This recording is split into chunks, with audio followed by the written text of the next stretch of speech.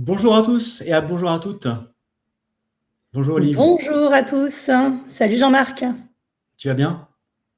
Super bien, super contente d'être ici Je avec suis toi ravi. et puis Ouais, avec tous ceux qui vont participer à ce webinaire.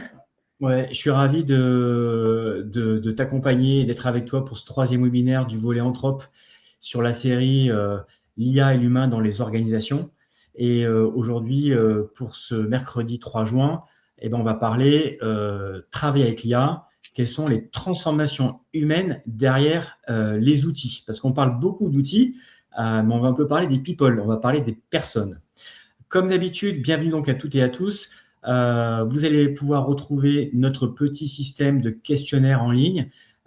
Si vous nous suivez sur LinkedIn, vous avez dans les commentaires le lien pour accéder à notre plateforme Mentimeter ou tout simplement avec votre smartphone, vous scannez le QR code et vous avez quelques questions, auxquelles vous pourrez répondre de manière toujours anonyme pour collecter des bons et des vrais feedbacks. Aujourd'hui, j'ai proposé à Lise de se joindre à Anthrope pour travailler sur ce troisième volet de nos webinaires.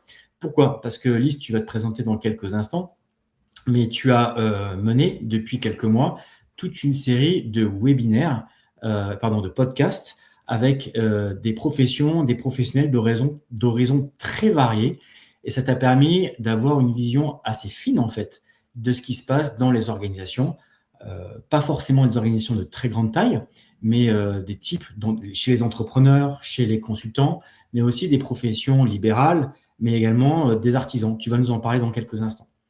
Et on s'est dit, mais finalement, tous ces enseignements que tu as collectés à travers ton podcast, qu'est-ce qu'ils peuvent nous apprendre sur le changement et l'IA dans les grandes organisations?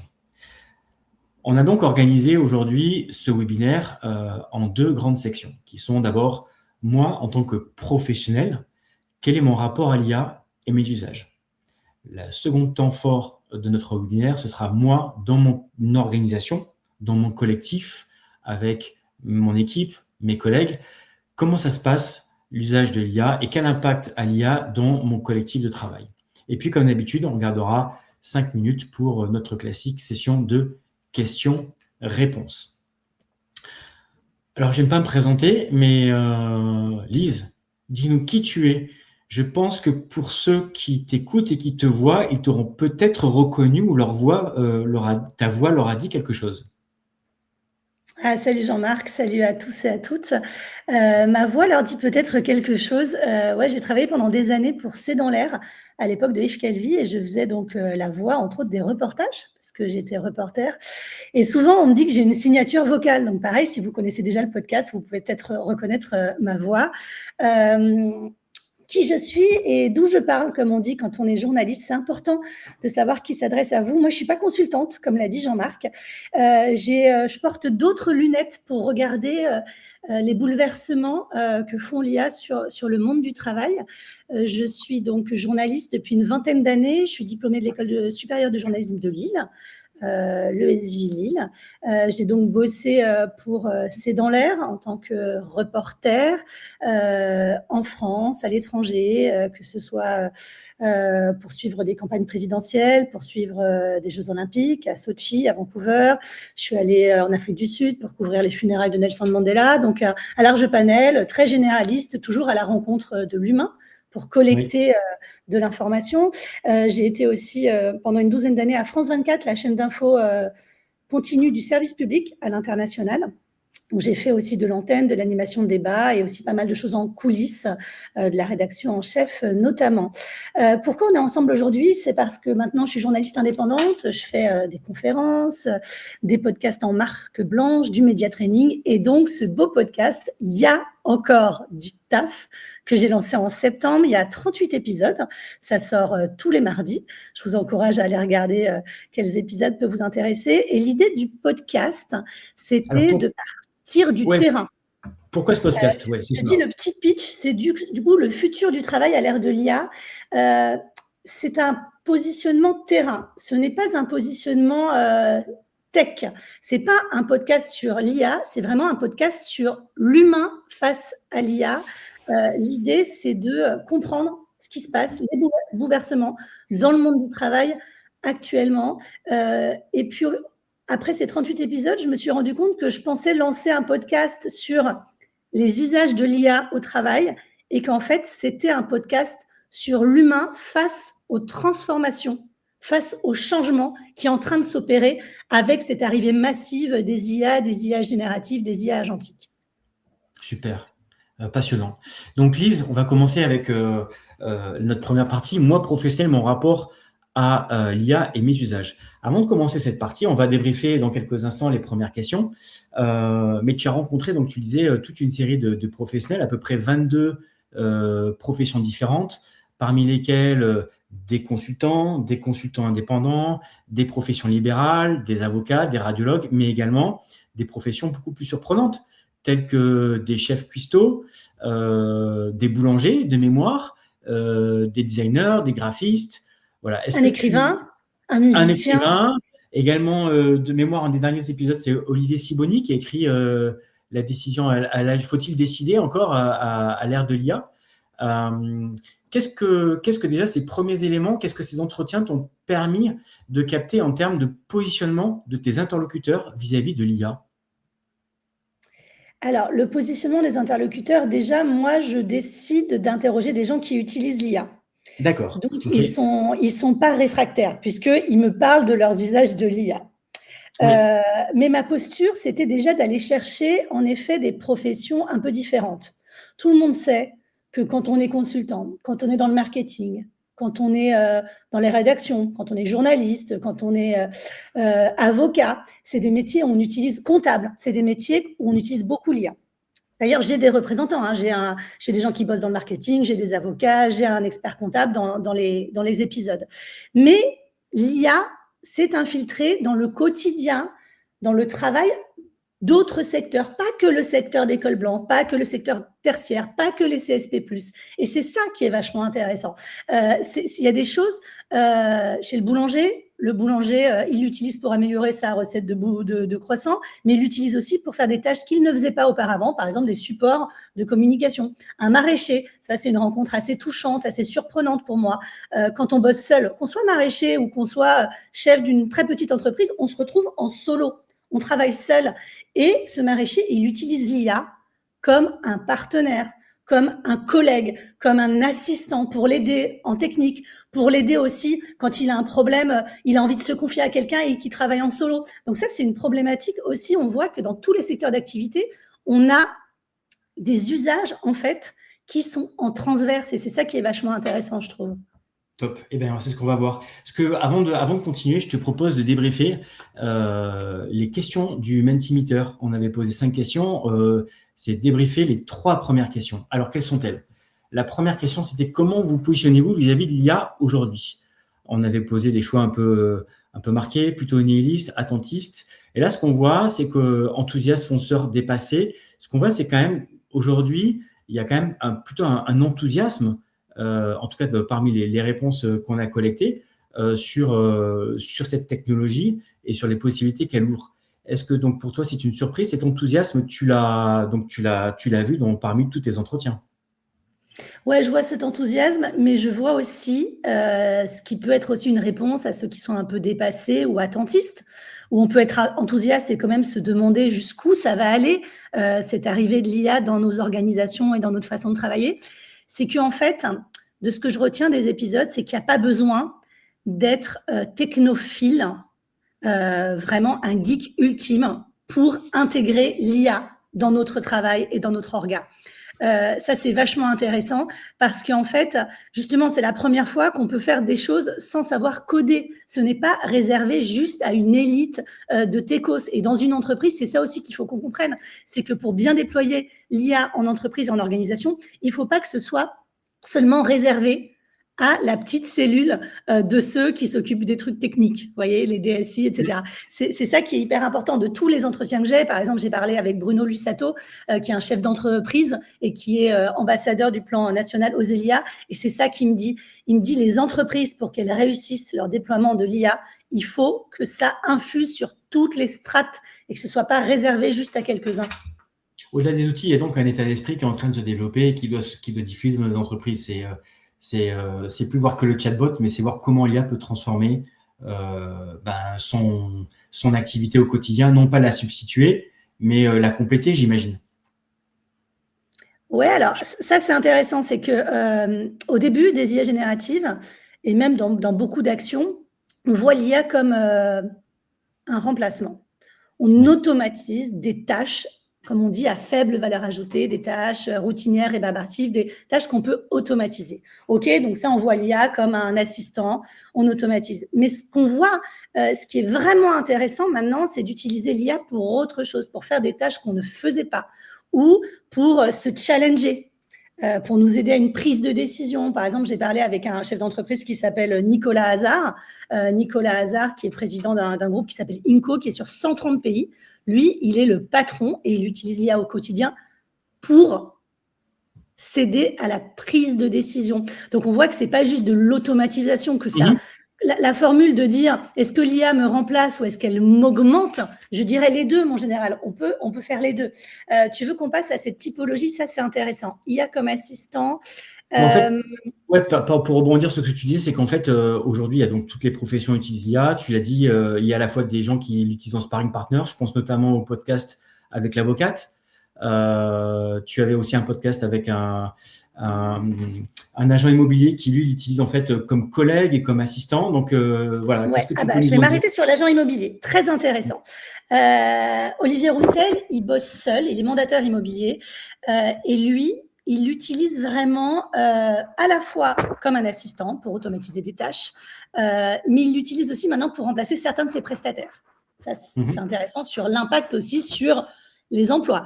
Par exemple, pour archi d'intérieur, home staging, il en a plus besoin. Donc ça, c'est un entrepreneur maintenant, cet agent immobilier, entouré d'agents IA qui automatisent, et il disait que ça lui libérait quand même l'IA 2 heures par jour de temps. De ces 2 heures par jour, eh ben, il les utilise pour faire de l'humain, pour voir plus de clients, plus d'interactions humaines.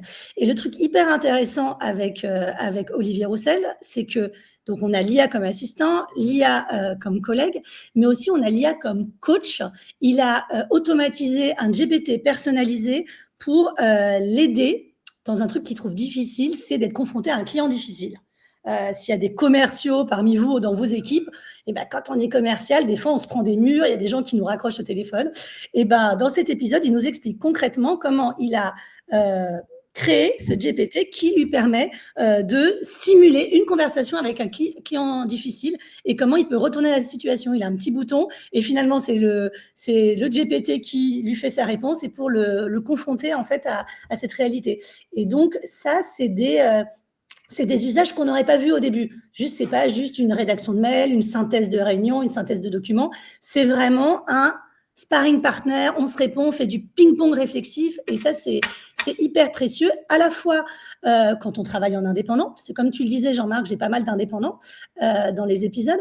Mais en fait, même quand on travaille dans une organisation, quand on est en télétravail, on voit moins ses collègues. Ils sont pas juste à côté. On peut pas leur demander leur avis à tout moment. Des fois, on n'ose pas les appeler juste pour avoir un avis. Eh ben, l'IA peut faire ce travail avec soi de ping-pong intellectuel. Donc, tu disais l'avocate Aurore Sovia m'en parle aussi. Il y a pas mal d'invités qui sont vraiment à un niveau de dialogue. C'est pas l'IA qui prend la décision, hein. C'est l'IA qui nous aide, qui augmente nos capacités cognitives. Et ça, c'est intéressant du coup, et ça permet de rebondir sur la seconde question qu'on a posée aux personnes qui nous regardent. C'est quand vous utilisez l'IA, est-ce que vous faites en secret? Est-ce que vous le dites, mais de manière ponctuelle? Vous l'évoquez, mais en fonction des personnes avec qui je travaille? Ou en fait, c'est tout simplement naturel? Et ce qui est intéressant, en fait, on a deux typologies de réponses, hein. C'est on l'évoque, mais en fonction des personnes avec qui on travaille. Et puis, il y a la moitié des réponses. C'est tellement naturel que je vois même pas le besoin de le mentionner. Est-ce que c'est quelque chose que tu as aussi observé, toi, sur le terrain? C'est quelque chose que j'ai observé. Oui, alors, là, 50-50, alors ceux qui disent c'est naturel, je vois même pas le besoin de le mentionner. Oui, moi, il y a des gens qui ont intégré l'IA, fait partie de leur environnement de travail. Là, ils ont même du mal à se souvenir comment ils faisaient avant. En fait, j'ai Harry, un consultant qui a quand même 64 ans. Donc, on peut se dire, les seniors, ils sont un peu à la traîne. Pas du tout. Il l'a intégré complètement. Et c'est intéressant, d'ailleurs. On y reviendra peut-être sur cette question junior-senior. C'est qu'en fait, les seniors ne sont pas spécialement à la traîne. Ce n'est pas comme les autres révolutions technologiques. C'est pour ça que ça me fait dire que le changement est au-delà des outils, au-delà de la technologie. C'est vraiment un changement de paradigme dans l'organisation du travail. Je l'évoque, mais selon les personnes avec qui je travaille, ça, c'est intéressant. Alors, il faudrait voir, il y a certains profils, c'est peut-être parce que leurs collègues, ils ne l'utilisent pas encore, ou ils ont besoin ils ont un peu peur d'être jugés, parce que c'est vrai que quand on fait un rendu qui est beaucoup plus rapide que d'habitude, et ben, ça, c'est toute la question. Qu'est-ce qu'on fait de ce temps libéré? Qu'est-ce qu'on en fait? Est-ce que ça nous permet de souffler un peu ou de retourner dans la roue du hamster? Donc, est-ce qu'on a intérêt à dire qu'on est plus rapide ou juste trouver de la valeur ajoutée dans le reste de notre boulot? Et dans les professions régulées, je pensais notamment à l'avocate. Est-ce que toi, est-ce que cet usage, on va dire, ouvert et transparent de l'IA, tu l'as observé ou au contraire, on est encore un peu dans du shadow IA? Ah non, l'avocate, donc j'ai 2 épisodes avec des avocats qui ont des spécialités différentes. Donc ça, c'est intéressant parce que chaque métier peut pas se résumer à une personne. Dans les métiers réglementés, donc les avocats, j'ai aussi de l'expertise comptable, ça c'est très cadré. Mais c'est déjà bien installé dans les orgas et dans les process, Même dans mais ces extrêmement professions cadré. comme la comptabilité, c'est déjà très présent. Oui, énormément, énormément. Et il s'en cache pas. Mais justement, je peux peut-être vous parler de Jean Rigon. C'est un associé au cabinet d'expertise comptable et d'audit, RSM, gros cabinet même au niveau mondial. Et Jean Rigon, c'est intéressant parce qu'en tant qu'associé, il me donne justement la vision globale. C'est un cabinet où ils sont en train de déployer l'IA. Et donc ça, c'est pour dire que l'IA, c'est pas juste un changement technique, c'est pas juste on achète une solution IA et on la déploie en interne et hop, c'est un claquement de doigts. Jean Rigaud nous explique à quel point l'IA, c'est un sujet qui n'est pas qu'un sujet d'innovation, c'est un sujet de gouvernance. Et chez RSM, ils déploient en 3 niveaux. Ils ont d'abord choisi ce qu'ils appellent les pilotes. C'est une trentaine de personnes qui ont été formées intensivement à leur nouvel outil IA en interne. Après, ils ont un niveau 2 qui s'appelle les Sherpas. C'est 250 collaborateurs qui vont tester, développer, faire des remontées d'usage, etc. et qui vont accompagner le changement dans toutes les directions et dans tous les services de l'entreprise. Et après, le niveau 3, donc ça, c'est dans plusieurs mois, ce sera le déploiement général. Et ce qui est hyper important, c'est que du coup, il y a des nouveaux rôles intermédiaires. On a toujours les managers, évidemment, dans les entreprises, mais ce que nous montre l'épisode avec Jean Rigon, c'est qu'il y a des nouveaux rôles qui se dessinent dans l'organisation pour aider à l'accompagnement au changement. Et il nous explique aussi à quel point l'accompagnement est important en termes de formation. Donc, il ne suffit pas d'acheter les outils et de faire une journée de formation. Il faut vraiment former, cadrer, mettre des règles, parce que c'est une profession réglementée, l'expertise comptable, et créer des méthodes communes de validation avec l'IA. Et il nous explique aussi donc que l'IA, en fait, oblige les entreprises à se réorganiser et à penser ces transformations des métiers dès le déploiement des outils IA. D'accord, hyper intéressant. Et du coup, tu évoquais en fait ces trois niveaux. Il y a les gens qui ont été très formés, ce cœur. Il y a après les Sherpas et il y aura après une troisième vague de déploiement. Et moi, j'avais envie de partager la troisième question qu'on a posée à nos auditeurs, qui est en considérant votre rapport à l'IA, au fond, qu'est-ce qui est peut-être le plus déstabilisant? Et parce qu'en fait, ça ouvre sur la perception. Est-ce que l'IA devient, on évoquait les différents usages, mais est-ce que l'IA est un concurrent? Est-ce qu'on a peur de désapprendre? Donc, voilà les réponses. En fait, principalement, ce qu'on voit, c'est que ce qui est le plus déstabilisant pour la plupart des personnes qui nous répondent, c'est que, alors, soit il n'y a rien, pas de résistance particulière, je ne suis pas déstabilisé du tout, 4 réponses. Et puis après, on a un bloc central avec 5 réponses. C'est finalement le manque de disponibilité et de conditions favorables, par exemple le temps, la formation, pour vraiment explorer les possibilités. Toi, qu'est-ce que tu as vu aujourd'hui au sein, parmi tous ces podcasts, ces entretiens, avec des gens qui sont sur le terrain, qui ont un métier, qui travaillent X heures par jour? Comment est-ce qu'ils trouvent le temps de développer en fait leur appétence et des solutions avec l'IA? Et est-ce que tu as observé des peurs liées notamment au fait de se croire indispensable ou de perdre une expertise ou des automatismes qu'ils ont mis des mois ou des années à construire? Je dirais que, il y a un épisode qui m'a assez marquée, c'est la radiologue, hein, qui utilise de l'IA depuis extrêmement longtemps et je dirais pas qu'elle a peur de désapprendre et de perdre des compétences, mais elle a peur que les radiologues suivants, les Oui, juniors, hein, les nouveaux radiologues qui arrivent sur le marché en ce moment et qui bossent directement avec, des outils d'IA très développés qui, sur la photo de radio, entourent déjà les tumeurs possibles et cetera. Comment ils vont faire, m'a-t-elle dit dans l'épisode, comment ils vont faire ces jeunes médecins pour savoir quand il y a un faux positif ou un faux négatif? Et donc ça, c'est, je pense pour les générations d'après, qu'il faut peut-être qu'on ait peur, qu'ils désapprennent, qu'ils n'aient plus cette expertise parce qu'on va y venir. Les systèmes d'IA sont extrêmement performants, bah, typiquement pour la radiologie, ça c'est un des domaines, pour l'expertise comptable, etc. Mais l'humain, il doit garder cette expertise de superviser. Donc ça, je trouve ça intéressant. L'autre enseignement, on voit donc super, il y a quasiment moitié-moitié, il y a une moitié qui pense rien de spécial, pas de résistance particulière, et donc d'autres qui pensent qu'il y a un manque de disponibilité et de formation. Ça, je l'ai entendu parce que les formations, c'est super, mais on a le sentiment que ça va tellement vite. Chaque semaine, il y a un nouvel outil, etc.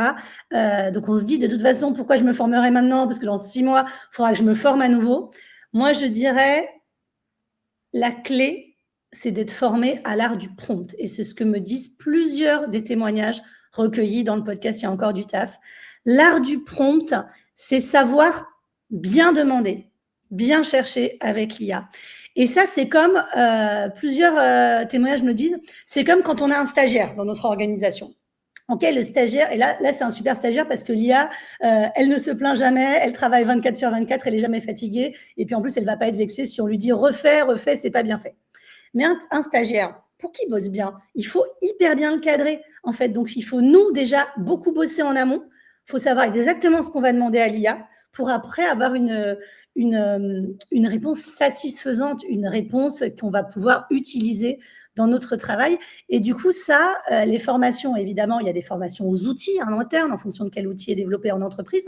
Mais du coup, la formation de base, c'est l'art du prompt, savoir vraiment mettre le contexte, faire des très longs prompts très précis pour être sûr d'avoir la réponse qui nous convient et de ne pas faire des milliers d'allers-retours. Déjà, alerte pour la planète, ça utilise beaucoup de tokens et vraiment beaucoup de ressources de faire des milliers d'allers-retours avec les outils IA, et puis une perte de temps inconsidérée aussi. Donc, bosser l'art du prompt, ça, il faut trouver de la disponibilité pour se former à bien prompter.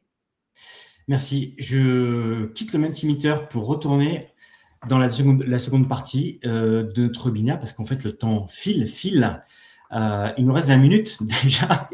Et je vais aborder avec toi une seconde partie qui est moi dans mon organisation et il y a dans mon collectif de travail.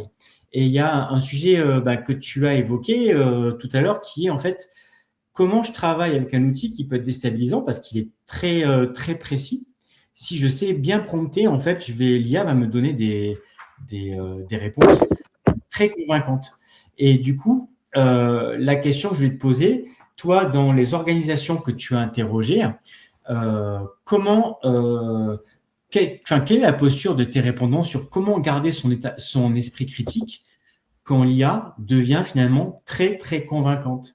Parce qu'on va y retrouver effectivement, a-t-on besoin d'une validation humaine? Est-ce qu'il n'y a pas un biais d'autorité maintenant qui est en train de se mettre en place, à savoir qu'on va faire plus confiance à l'IA qu'à son collègue ou à un expert? Il y a également cette notion de délégation cognitive. Je sais le faire, mais en fait, je vais plus réfléchir et je vais laisser l'IA faire le boulot à ma place. Et puis, globalement, il y a cette question du discernement professionnel. Qu'est-ce que tes entretiens, en fait, t'ont appris sur ces différentes dimensions?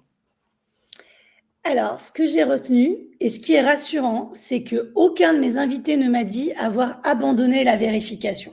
Donc, ils utilisent l'IA à différents degrés, sur différentes tâches en fonction de leur secteur d'activité, mais tous, ils gardent cette conscience vraiment qu'il faut vérifier. Jean Rigon, d'ailleurs, en expertise comptable, il a cette formule dans son entreprise qui est « think first, verify always ». Donc, on pense en premier et après, on vérifie toujours. Nicolas Hazard, dont je vous ai déjà parlé tout à l'heure, lui, il parle du discernement, qui est du coup finalement la valeur humaine la plus importante. Parce que ce qu'on voit à travers l'utilisation intensive de l'IA dans le monde de l'entreprise, c'est que finalement, on est en train de passer d'une économie de connaissances à une économie de compétences, et que les compétences les plus valorisées, de plus en plus, ce sera l'humain. Ce sera le discernement, l'esprit critique. Alors que les IA sont de plus en plus performantes, elles ont de plus en plus de connaissances supérieures aux connaissances humaines. On peut leur donner des millions de fichiers. Par exemple, quand on est journaliste, les Epstein Files, on les donne à une IA et elle nous trouve des données incroyables qu'un regard humain aurait mis des jours, des mois à trouver. Et donc, du coup, ces connaissances, l'IA va pouvoir les extraire, mais il va falloir garder le discernement. J'ai un petit exemple, si ça vous intéresse, si ça intéresse. Volontiers. Et j'en profite pour à toutes les personnes qui nous écoutent. Si vous avez des questions à poser, comme d'habitude, n'hésitez pas à poser vos questions, vos remarques, vos réflexions dans le fil du chat de LinkedIn, sous la fenêtre de diffusion. Voilà, merci. Donc, j'ai un exemple assez parlant avec l'avocate, donc Aurore Sovia. Elle est associée d'un cabinet d'avocats, elle est spécialiste en droit de la propriété intellectuelle et maintenant IA, et donc elle bosse depuis 12 ans. Et elle m'explique au micro qu'une collaboratrice, donc plutôt jeune, une junior, lui apporte un jour un article de loi qu'elle ne connaissait pas, qu'elle avait mis dans un rapport et tout. Alors, Aurore me dit, ah bah dis donc, j'étais impressionnée, même étonnée. Je me suis dit, en tant d'années, j'étais passée à côté de cet article de loi. Puis elle se dit, c'est quand même étrange, donc je vais vérifier. Et en fait, elle se rend compte que la collaboratrice a fait son taf avec l'IA et qu'en fait, l'IA lui a sorti du droit canadien. D'où l'importance de bien qu'on cherche du droit français et pas du droit canadien. Et donc, la leçon, c'est pas que la junior se soit trompée. La leçon, c'est que l'expertise aujourd'hui, ce n'est pas de tout savoir, c'est de savoir à quel moment il faut vérifier.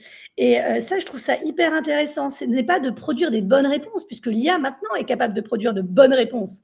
Mais c'est de repérer les réponses qui doivent être vérifiées. Parce que plus les IA sont performantes, plus elles produisent des choses avec un aplomb, avec le ton de l'expertise, mais en fait, même quand elle se trompe, elle a le ton de l'expertise. Et ça, je trouve que c'est une forme inédite de biais d'autorité qui est produit par les IA. Elles nous convainquent qu'elles ont raison alors que c'est faux. Et donc ça, c'est un enjeu. Garder son esprit critique quand l'IA devient très convaincante. L'enjeu maintenant, c'est dans nos formations, dans notre formation continue tout au long de la vie et dans notre formation initiale pour les jeunes aujourd'hui, c'est d'apprendre à résister à ça, à des IA de plus en plus convaincantes et d'utiliser notre cerveau, de se rappeler que l'intelligence humaine doit challenger en permanence l'intelligence artificielle. Il y a un glissement de cette compétence, comme je vous l'ai dit tout à l'heure, et ça c'est Nicolas Hazard qui dit cette formule de l'économie de la connaissance à l'économie de la compétence, et donc la compétence, le discernement humain. Passionnant. Il y avait une quatrième question que je vais aborder avec toi et débriefer avec nos participants. C'est dans un collectif de travail, face à un collègue qui maîtrise clairement mieux l'IA que vous, c'est quoi le ressenti? Et donc, du coup, dans les réponses qu'on a collectées, deux grosses réponses principales. D'abord, la curiosité, ça donne envie de me mettre à un niveau. Et puis, une stimulation, j'y vois de nouvelles opportunités. Comment ça se passe, toi, dans les organisations que tu as interrogées, Lise, sur justement la dynamique collective autour de l'IA? Est-ce que l'IA crée de la compétition? Est-ce que l'IA crée de la concurrence? Est-ce que ça crée au contraire de la synergie? Qu'est-ce que tu as observé? Alors, j'ai observé que moi, donc le prisme, c'est quand même, j'ai parlé avec des gens qui utilisaient l'IA, donc évidemment, ils étaient assez critiques de ceux qui avaient choisi de ne pas l'utiliser dans leur secteur d'activité. Par exemple, on n'a pas parlé des profs, l'éducation, c'est hyper important. Les jeunes utilisent l'IA et l'éducation nationale, où est-ce qu'ils en sont. Donc, j'ai eu une prof, hein, ce qui n'est pas facile parce que les profs, ils ne veulent pas trop en parler parce que, comme dans beaucoup d'organisations, pour l'instant, tant que ce n'est pas déployé par en haut, ils n'ont pas nécessairement l'autorisation d'en parler. Et la prof me disait, moi, dans mon collège, je ne suis pas très bien regardée, mes collègues, ils n'aiment pas trop que j'utilise l'IA. Donc, je sais qu'en entreprise, c'est un peu le cas. Ça dépend. C'est une vraie question de comment notre collègue de bureau qui fait le même boulot que nous, parce que les profs, c'est un peu comme ça, comment il voit mon utilisation de l'IA. L'agent immobilier, pareil. Alors lui, il a une vision. Ceux qui l'ont pas encore utilisé en agent immobilier, ils ont rien compris. Ils prennent des années de retard s'ils n'utilisent pas l'IA. Et je pense que ça, c'est quelque chose qu'il faut, qui est peut-être sous-estimé dans le déploiement de l'IA en organisation. C'est l'émotionnel. Oui. Parce que là, on est sur une réponse en Mentimeter émotionnelle. Qu'est-ce que ça me fait à moi d'utiliser l'IA ou de sentir que l'autre l'utilise mieux que moi? Est-ce que Est-ce que c'est justement une stimulation? Est-ce que c'est mon amour-propre qui est pris et je me dis il faut que je sois le meilleur? Ou est-ce que je me dis de toute façon je suis dépassée?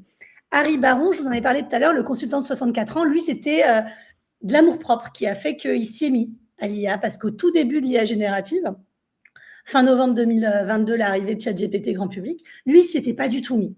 Et puis tout d'un coup, il y a un de ses collègues qui lui a dit « Mais attends, mais toi, tu es consultant en transformation en organisation et tu fais pas de l'IA, mais comment c'est possible ?» Et du coup, le déclencheur de l'adoption de l'IA, c'est souvent de l'émotionnel. Et je pense que ça, c'est un truc à prendre en compte quand on déploie l'IA en organisation. Ok, ce sentiment de fierté. Et du coup, ça ouvre sur la dernière question que je vais débriefer avec toi. C'est à la lumière des premières expérimentations ou usage de l'IA dans votre entreprise, organisation, 3 questions. Est-ce que l'IA a un impact bénéfique sur votre collaboration au sein de votre équipe? Est-ce que l'IA a un impact bénéfique sur la collaboration avec les autres équipes? Et est-ce que l'IA est un sujet discuté collectivement dans l'organisation? Des réponses intéressantes. On est assez, sur les 2 premières, on est plutôt des réponses centrales avec une belle petite bosse au milieu. Donc, à savoir que l'impact sur la collaboration au sein de l'équipe est relativement neutre, ou avec les autres équipes également, l'impact semble moyen, relativement neutre. En revanche, sur l'IA est un sujet discuté collectivement dans mon organisation, là, on voit qu'on a des réponses beaucoup plus étalées, en fait, avec des gens qui nous ont dit pas du tout d'accord, moyennement ou tout à fait. Est-ce que ça correspond un peu à ce que toi, tu as vu ou entendu, observé? Ça dépend des secteurs d'activité. Est-ce que tu as vu des tendances sectorielles, justement, ou des types de métiers plus fortement impactés ou pas? Ouais, ça dépend les métiers du digital, du marketing, très impactés. Donc, plus que discuter, c'est même complètement entrer dans leur organisation. Des métiers plus étonnants de créativité, comme la musique, un écrivain. J'ai aussi dans mes épisodes, ça c'est un petit peu moins discuté dans les fédérations et les syndicats sectoriels. Moi, ce que ça me dit, cette slide, c'est qu'en fait, c'est quand même assez neutre. Justement, moi, je trouve ce qui m'étonne là dans les réponses, c'est que on est dans un entre-deux. C'est ça, peut-être que c'est trop tôt pour décider, en fait, oui. Ouais, je pense que les réponses centrales là, sur l'impact bénéfique ou non sur ma collaboration au sein de l'équipe ou la collaboration entre les équipes, ce que moi je vois des épisodes et de tous les témoignages que j'ai récoltés, c'est plutôt qu'on est à un moment charnière où l'IA s'est infiltrée, est en appropriation au niveau des usages individuels des professionnels et pas tant au niveau de l'organisation. Donc, je pense que cette question, il faudrait peut-être la reposer dans un an. Et ça correspond aussi au niveau, aujourd'hui, dans beaucoup d'organisations, effectivement, l'IA, comme tu dis, intégrer les activités personnelles. Et aujourd'hui, de plus en plus d'organisations travaillent sur comment intégrer l'IA sur des chaînes de valeur ou sur des processus de bout en bout. Mais dans beaucoup d'organisations, on n'en est qu'au début. Des POC existent, mais ils ne sont pas industrialisés. Et effectivement, peut-être que ces réponses sont neutres parce que beaucoup d'organisations n'ont pas encore déployé, on va dire, des processus full IA, ou en tout cas des processus dans lesquels l'IA est beaucoup plus présente. Complètement. Parce que là, on voit, voilà, ma collaboration au sein de mon équipe, on est tous à faire des comptes rendus avec un outil IA, voilà, des synthèses, etc. Mais est-ce que ça a vraiment un impact sur nos process vraiment d'organisation? Pas tant que ça. Je pense qu'il y a un À ce truc qui jour. se joue, voilà, à ce jour, et que déjà parce que c'est en cours et parce qu'en plus ça prend du temps. Comme je vous l'ai dit, l'épisode avec Jean Rigon, il m'explique sur ça prend plusieurs mois en fait d'intégrer l'IA au sein d'une entreprise. Donc c'est pas un coup de baguette magique, même si tout le monde dit l'IA est partout, il y a des études partout sur le pourcentage de tâches qui peuvent être automatisées ou remplacées par l'IA. C'est pas si facile parce que c'est plus qu'un outil, c'est vraiment un changement de paradigme de le déployer dans son organisation. Ok. Et du coup, je reviens sur ton expérience au sein du cabinet d'expertise comptable. Le témoignage que tu as collecté n'a pas forcément, t'as pas forcément fait remonter, toi, d'impact qui a boosté le travail des équipes ou la collaboration entre les équipes, où l'IA n'a pas créé de fossé entre les équipes, entre celles qui utilisaient des outils IA et celles qui l'utilisaient pas. Alors, le déploiement n'est pas encore total, quoi. En fait, ils sont en Oui. cours de déploiement, donc il faudrait revoir dans plusieurs mois. Mais en tout cas, dans ce secteur d'activité, clairement, là, l'associé, il me disait, ils n'ont pas le choix. En fait, tout le monde doit le déployer. En expertise comptable, en audit, tout le monde le déploie. Donc, si tu veux pas le déployer, tu changes de secteur d'activité. C'est pas. D'ailleurs, ça me fait penser à une jeune fille de 27 ans, donc la plus jeune que j'avais en épisode, Inès Tapia, qui est dans le marketing digital depuis 5 ans, parce qu'elle est très jeune. Et elle voit déjà son métier tellement impacté par la performance de ces outils d'IA sur du marketing digital qu'elle se dit qu'elle, son métier est rapidement, à court terme, menacé. Et c'est ce que me dit aussi l'expert comptable en filigrane. Il me dit pas on va sans doute devoir supprimer des postes, mais il me dit clairement il y a des postes à terme qui vont être remplacés par l'IA et maintenant on aura plus besoin de managers d'IA, des gens qui vont superviser l'IA. C'est que dans une entreprise aussi, c'est pas que les tâches qui sont remplacées, c'est même imaginer des métiers supplémentaires, des strates supplémentaires et des compétences supplémentaires pour coordonner ce travail machine-humain. Super. Merci, Lise. Il nous reste 5 minutes. Je voulais proposer qu'on passe à la partie questions-réponses, si ça te va. Avec plaisir. Ouais, très bien. Alors, on a différentes questions. En commentaire d'Élodie, ce qui peut être intéressant, c'est effectivement de connaître le contexte. Oui, ce qu'on comprend, c'est que l'usage, l'implémentation et les effets de l'IA dépendent complètement du contexte de l'organisation et du métier. Ok, pas de souci. Tu veux compléter? Non, je suis d'accord. Donc, gros warning sur tous les articles de presse ou les études qui tirent des conclusions apocalyptiques ou à l'opposé béate sur l'IA. Je pense qu'il faut, comme le dit Élodie Perrault, connaître le contexte et vraiment regarder avec une longueur de vue supplémentaire. On a également une question de Benjamin. Vous avez évoqué l'IA comme super stagiaire, comme humain. Ces réponses sont variables et contextuelles. Nous étions précédemment habitués à des outils ressemblant plutôt à des super calculatrices, donc effectivement des réponses prédictives. Pensez-vous qu'il y a un changement de paradigme à opérer dans les équipes, car l'IA est un outil probabiliste, là où les précédents étaient déterministes? Et si oui, quelle piste pour l'amorcer selon vous? Oui, travailler non plus avec de la certitude, mais plutôt avec de la probabilité, en fait. Ouais, c'est hyper intéressant.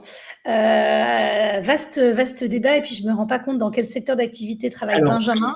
Peut-être que je peux conseiller à Benjamin d'aller écouter un épisode dont j'ai pas parlé et qui est vraiment passionnant sur ces questions de ce changement de paradigme, mais en fonction des secteurs et comment on prend la décision. C'est l'épisode avec Olivier Siboni, prof de stratégie, qui pose cette question, qui cartographie en fait les secteurs où, selon lui, il faut pouvoir déléguer à la machine, les secteurs où ce serait IA plus machine, donc l'homme augmenté grâce à la machine, et les secteurs où on devrait garder entièrement la décision humaine. On parle aussi avec lui de la question du recrutement, ça peut intéresser plusieurs d'entre vous. Est-ce qu'il faut déléguer un outil IA, notre recrutement en entreprise. Et il nous dit, en gros, vous verrez, la conclusion, c'est que l'IA finalement agit comme un révélateur des zones floues de l'organisation. Elle va nous obliger à formaliser les critères, les méthodes, les règles et les arbitrages pour recruter dans nos équipes. Et j'ai trouvé ça passionnant. Je l'ai écouté il n'y a pas très longtemps. Il est très perturbant, enfin très perturbant.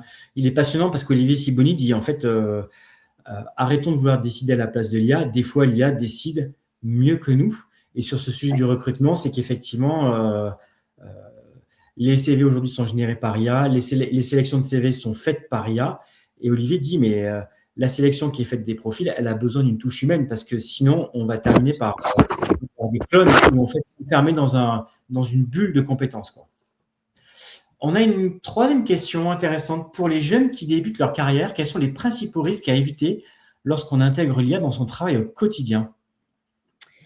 Je dirais la délégation cognitive, parce qu'en fait, plus on va donner une tâche à faire à un outil IA, même s'il l'a fait très très bien, une rédaction de descriptifs SEO pour YouTube, je sais pas, tout ce qui est de la rédaction, il est assez bon, de la synthèse de documents et tout, mais plus on lui délègue des tâches, moins on le fait avec notre cerveau. Et donc, on désapprend. Il y a une délégation, même une dette cognitive. Et donc, quand on est professionnel depuis 30 ans, 40 ans, on a tellement l'habitude que nous, ça nous augmente quand on est senior. Je me mets dans les seniors, oui. Mais pour les jeunes qui débutent et qui ont besoin d'étoffer, de patiner cette façon de faire, je pense que ça, c'est un risque. Et le deuxième risque, c'est l'explosion cognitive, c'est d'être très fatigué, de passer énormément de temps sur son écran, parce que l'IA va très très vite, très vite, et donc du coup, on doit tout relire, et des fois, il faut faire des pauses. Et puis, un petit tips. L'épisode n'est pas encore en ligne parce que je l'ai enregistré hier. Nathalie Dupuis me dit qu'elle est formatrice IA, elle est ambassadrice du plan national aux IA, donc elle s'y connaît vraiment bien dans le domaine de la création. Et elle me dit qu'elle a choisi de faire même des jours sans IA. Très bien. C'est un choix. C'est un choix aussi de déterminer les actions qu'on veut garder avec nous, de savoir à quel point l'IA nous apporte, nous en tant que professionnels, nous dans notre organisation, mais qu'aussi notre cerveau, il faut qu'il continue pour cette question essentielle de discernement, etc. Il faut que notre cerveau humain, on continue à l'exercer. Et donc ça, j'ai trouvé ça intéressant. Je vais peut-être tester moi aussi une journée sans IA. Toi, Jean-Marc, tu fais des fois des journées sans IA? Ouais, ça m'arrive.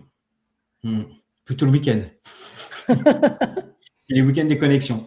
Mais ouais, c'est hyper intéressant parce qu'effectivement, l'IA répond très vite. Et est-ce que tu as vu, dernière question, est-ce que tu as vu des professionnels qui ont, avec un risque de burn-out, parce qu'en fait, l'IA va tellement vite qu'on est tout le temps sollicité, on veut toujours faire toujours plus, toujours plus.